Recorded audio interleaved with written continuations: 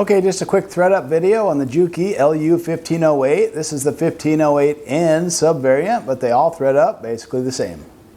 So to wind a bobbin, go up through the eyelet in your thread stand and head down towards the machine. Hit this post twice from back to front. Through the bobbin tension eyelet and around the discs, and then you'll come right back out the same eyelet that you just passed through. So that's kind of a funny little mechanism, but it works well to keep tension on as you wind that bobbin. It's got an oversized U-style bobbin on it, just like the LU-1508, so I like that extra capacity. Should be a good snug fit as you press that bobbin in place and drop the lever down. Hold the thread back for a bit to get it going and make sure to unthread your needle.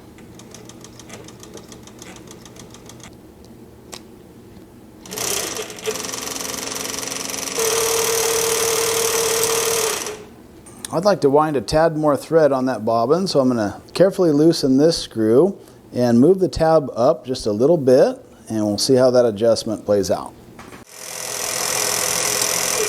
That looks about right to me. And that's one thing I really like about the U-style bobbin. It's just got so much capacity on there, you don't have to stress about it. It's actually said to be about twice the capacity of a normal industrial G-style bobbin. If your bobbin isn't winding evenly, just loosen these two screws and move the whole tension assembly left or right as needed to center up the thread. Top loading bobbins are great. They're just really easy to access, but make sure as you pull the thread to unspool it that the bobbin rotates counterclockwise.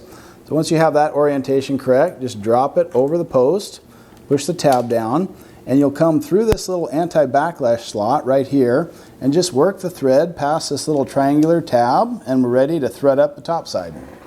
These thread socks are awesome and they really help to prevent hang-ups. I'm always using a thread sock whenever I can. So just as before, go through the eyelet on the thread stand and down towards the machine.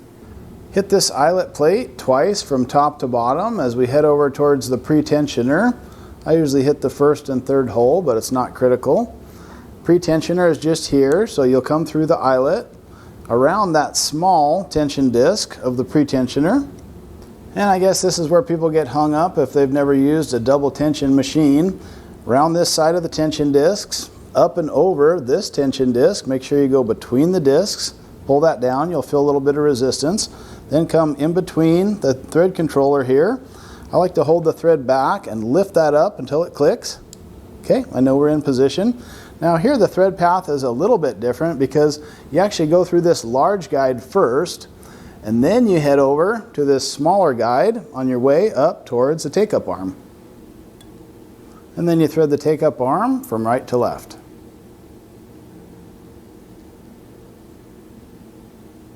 Back down through the large thread guide that you've already been up through once.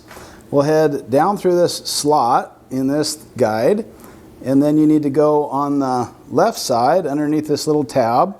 I like to go on the left because after all we're going to be threading the needle from left to right. And then through this little slot on the bottom of this bracket, we'll pull that out and head down towards the needle bar thread guide. Might just get that roller guide out of my way. That's a captive hole on this machine, so through that needle bar thread guide, and then we'll thread the needle from left to right.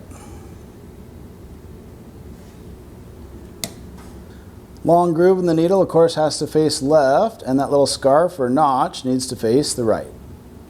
Loosely hold your upper thread back as you see that hook come around and pick up the thread, and we'll be ready to sew in a jiffy.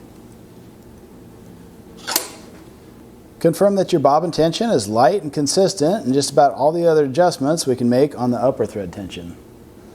Hold your threads back a little bit as you start to sew, and we'll see if we can balance out our stitch. Well, that wasn't too fun. It's perfect already, but the typical problem is you'll see loose loops on the bottom. Here we have our blue thread as our bobbin thread. So if you see any loose loops or tangles on the bobbin thread, all you have to do is tighten up your upper tension. Quarter turn clockwise on both these knobs should do the trick, and you can retest it. I like it.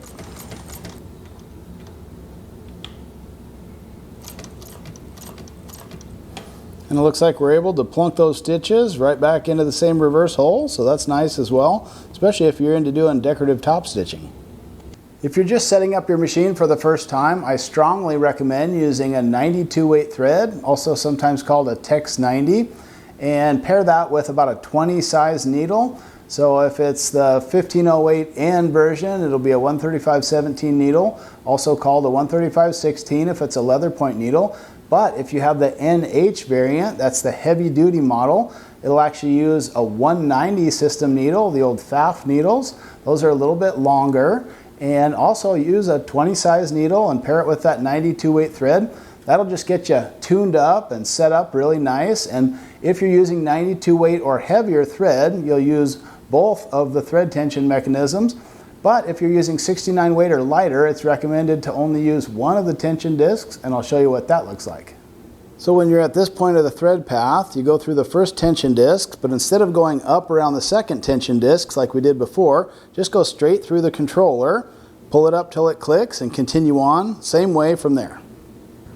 Look at the massive lift on this one too. You can fit about 13/16 of an inch of uncompressed material under the presser feet. And hey, give me a quick thumbs up if you like the topic or it helped you thread up your machine, and consider subscribing to the channel. It's a pretty neat machine. They've added a magnetic catch on that side cover, and the whole top of the machine comes off for easier maintenance. So if you're new to industrial sewing machines, or it's just been a while and you need a refresher course, these are great topics. But if you're looking for a new sewing machine, drop down to the description box. There I'll have links for you to this Juki 1508 as well as some of my favorite accessories.